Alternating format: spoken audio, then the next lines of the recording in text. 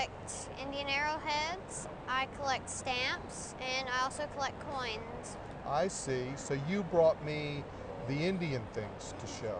Yeah. We've been collecting them for about 3 generations. Wow. And I have this one and this one. So you collected these 2 pieces? Yeah. Who collected these pieces?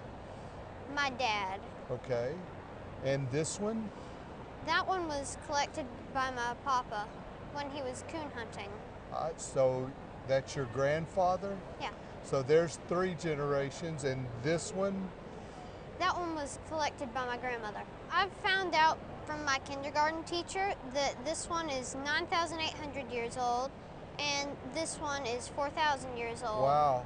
Many, many thousands of years in the past, other human beings were using these as tools and working with them.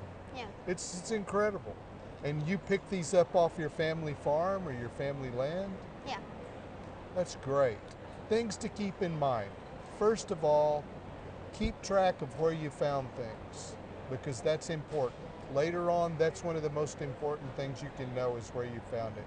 So you might make a catalog of your collection and list where you found it and which one of you found it.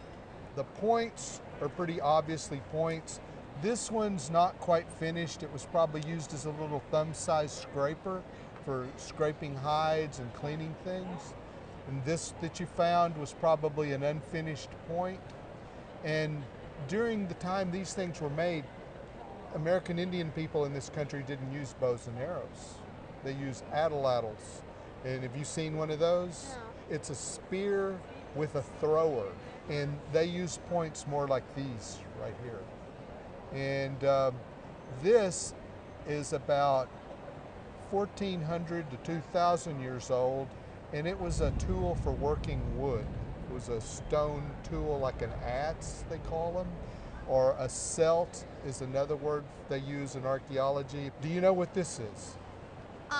I've heard that it's a corn grinder where they put the corn in the bowls and they use that to grind up the corn. I think sometimes it was used for that, but I also think it's called a nutting stone. And you can see where somebody's held it for generations. Their fingers have been sitting here to crack acorns open and to crack nuts open. The bottom's got little pits where it's been banged repeatedly. And this was probably not carried around. They'd go somewhere else and hunt or gather something else and leave these rocks, and then when they came back the next time, the rocks would be there waiting. What tribes would they have been from? We don't really know. You're talking about so many hundreds and in some cases thousands of years ago. We're not real sure who these people were. We know the way they lived and we know the locations where they lived, but we don't know what language they spoke. We don't know exactly who they were. Many people in this room started like you do. They saw something they were interested in and they pursued it. Because we're Antiques Roadshow, we're going to talk about value.